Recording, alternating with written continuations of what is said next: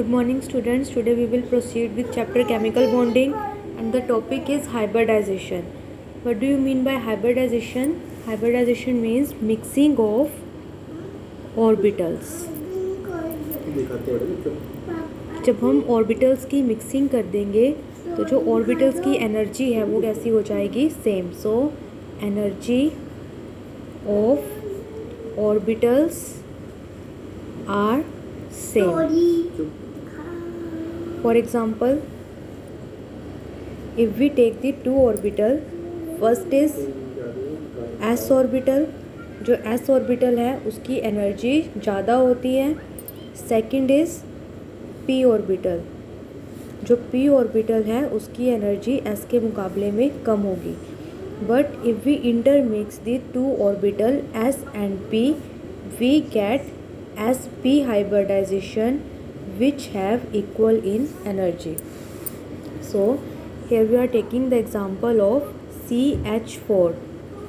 CH4 means one carbon with all single bond in.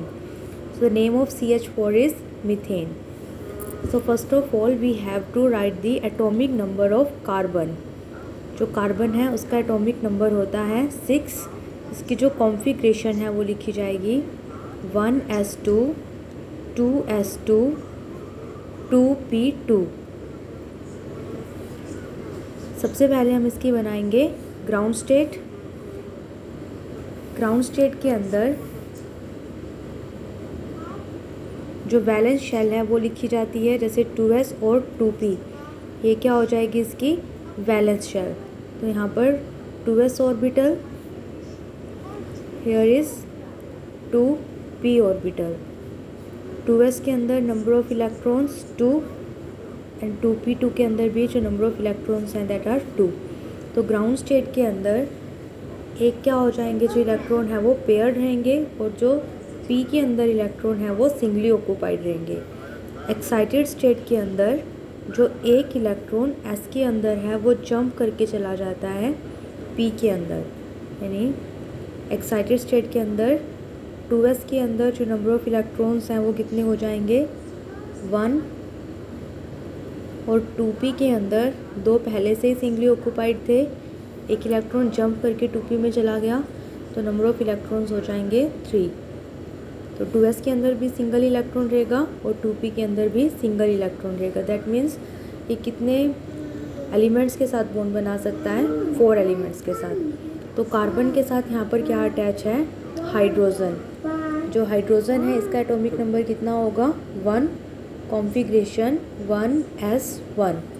तो इसके अंदर जो नंबर ऑफ़ ऑर्बिटल्स हैं s के अंदर वो कितने होते हैं 1 और इलेक्ट्रॉन भी कितने हो जाएंगे 1. तो यहाँ पर हाइड्रोजन के पास कितने इलेक्ट्रॉन्स हो गए 1. तो एक हाइड्रोजन एक कार्बन के साथ एक सिंगल बॉन्ड बनाएगा. उसी तरह से जो 4 हाइड्रोजन होंगे वो कितने बॉन्ड बना लेंगे 1 2 3 एंड 4 बॉन्ड्स. तो इसकी जो हाइब्रिडाइजेशन है यानी इन 3 ऑर्बिटल्स की मिक्सिंग के बाद एक क्या इन्वॉल्व हो गया इसके अंदर s ऑर्बिटल और 3 क्या इन्वॉल्व हो जाएंगे p ऑर्बिटल. तो हाइब्रिडाइजेशन क्या हो जाएगी sp3.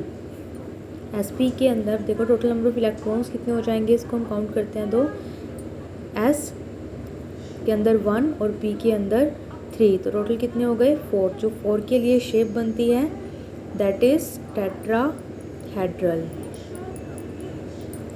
अब टेट्राहेड्रल शेप को हाइब्रिडाइजेशन फॉर्म कैसे बनाया जाएगा. वैसे हम नॉर्मली ऑर्बिटल्स को कैसे रिप्रेजेंट कर रहे थे, स्फेरिकल से या फिर डम्बल से. अगर हम इंटरमिक्सिंग कर देते हैं तो उसको रिप्रेजेंट किया जाता है एक बड़ी लोब और एक छोटी लोब से. यहाँ पर ये क्या हो जाएगी large lobe, there is the small lobe. तो टेट्राहेड्रल शेप जो नॉर्मली बनती है वो क्या होती है कार्बन जिसकी सराउंडिंग में 4 क्या रहेंगे हाइड्रोजन. जो इनके बीच में एंगल रहता है that will be of 109.8 degree.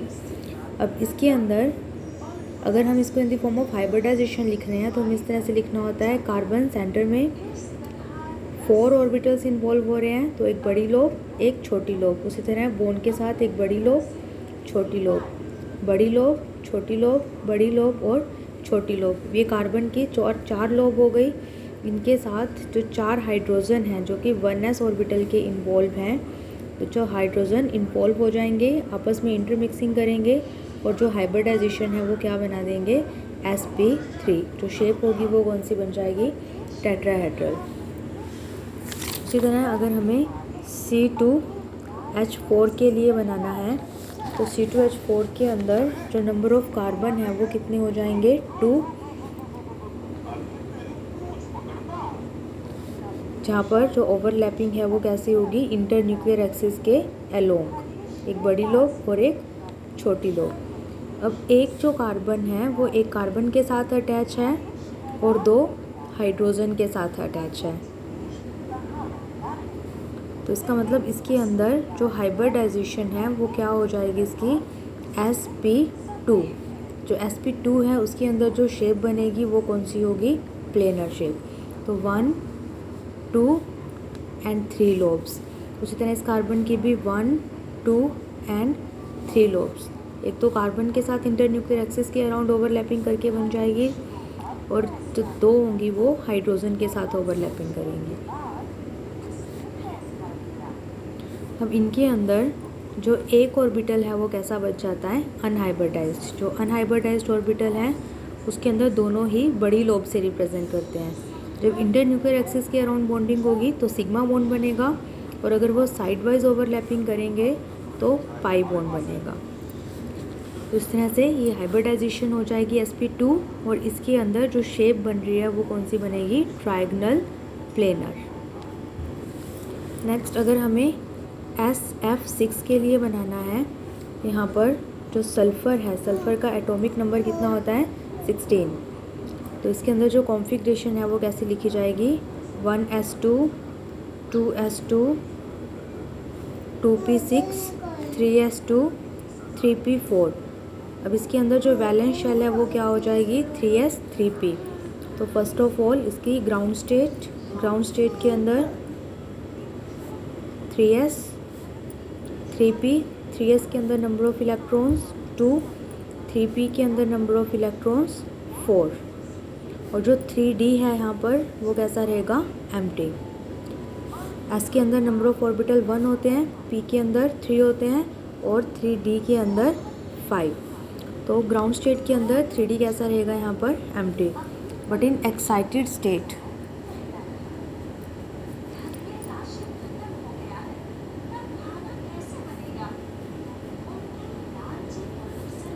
के अंदर एक इलेक्ट्रॉन S से जंप करके कहाँ चला जाएगा, D के अंदर, P से जंप करके कहाँ चला जाएगा, D के अंदर। तो S के अंदर भी नंबर ऑफ अनपेयर्ड इलेक्ट्रॉन 1 हो जाएगा, P के अंदर 3 और D के अंदर 2।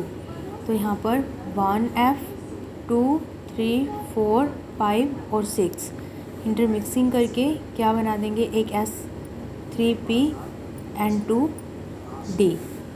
तो इसकी जो हाइब्रिडाइजेशन है वो क्या हो जाएगी, sp3d2। तो टोटल इसको अगर हम काउंट करेंगे तो क्या आ जाएगा, 6 के लिए जो शेप होती है वो कौन सी बनेगी, ऑक्टाहेड्रल।